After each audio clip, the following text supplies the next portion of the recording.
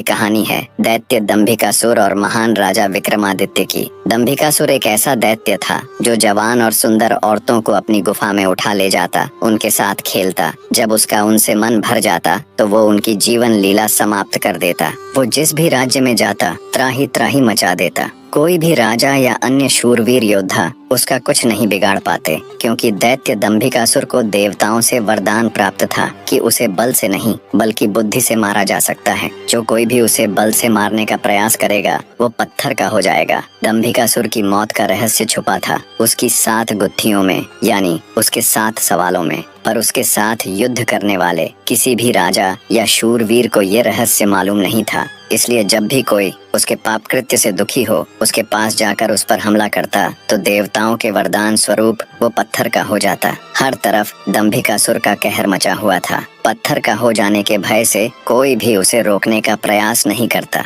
पर कहते हैं ना, जब पाप का घड़ा भर जाता है तो उसके भी फूटने का समय आ ही जाता है। हर जगह अपनी मनमानी कर एक दिन दैत्य दंभिकासुर ने उज्जैन नगरी की तरफ रुख किया। उज्जैन नगरी के ऊपर उस समय महान राजा विक्रमादित्य का शासन था। महाराज विक्रमादित्य न केवल बलशाली थे बल्कि वे बहुत बुद्धिमान भी थे। उन्हें हर प्रकार के कौशल में महारत हासिल थी। उन्हीं दिनों में विक्रमादित्य की नगरी उज्जैन में एक धनी साहूकार रहता था। साहूकार के 2 लड़के थे। बड़े का नाम महेंद्र था और छोटे का लखन। बड़े लड़के का विवाह तो साहूकार ने कर दिया था, पर छोटे बेटे का विवाह करने से पहले ही वो ईश्वर को प्यारे हो गए। पिता के गुजर जाने के बाद कामकाज और व्यापार संभालने की सारी जिम्मेवारी दोनों भाइयों पर आ गई। दोनों भाई दिल लगाकर कारोबार संभालने में लग गए। दोनों भाई जब काम कर शाम को घर आते तो दरवाजे पर खड़ी महेंद्र की पत्नी अपने पति को दाएं हाथ से लोटा भरकर पानी देती और बाएं हाथ से अपने देवर लखन को। एक दिन लखन ने सोचा, भाभी हर रोज मुझे बाएं हाथ से पानी पीने को देती है, आज मैं उनके दाएं हाथ से पानी पीऊंगा। शाम को जब दोनों भाई काम से लौटे तो लखन अपनी भाभी के बाएं हाथ से पानी पीने के लिए अपने खड़े होने के स्थान को बदलकर अपने बड़े भाई महेंद्र की जगह पर खड़ा हो गया और बड़ा भाई महेंद्र उसकी जगह पर खड़ा हो गया।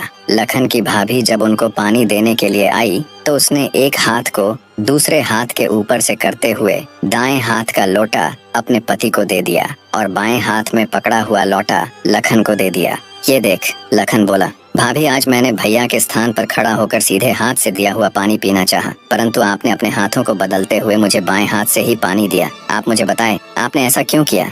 लखन की बात सुनकर उसकी भाभी ने उत्तर दिया, अगर तुम्हें सीधे हाथ का दिया हुआ पानी ही पीना है तो तुम भी अपने लिए सीधे हाथ से पानी पिलाने वाली ले आओ। भाभी की कही हुई बात लखन को चुभ गई। वह बिना पानी पिए ही भाभी से कहने लगा, ये लो तुम अपना पानी का लोटा और मैं यहाँ से जा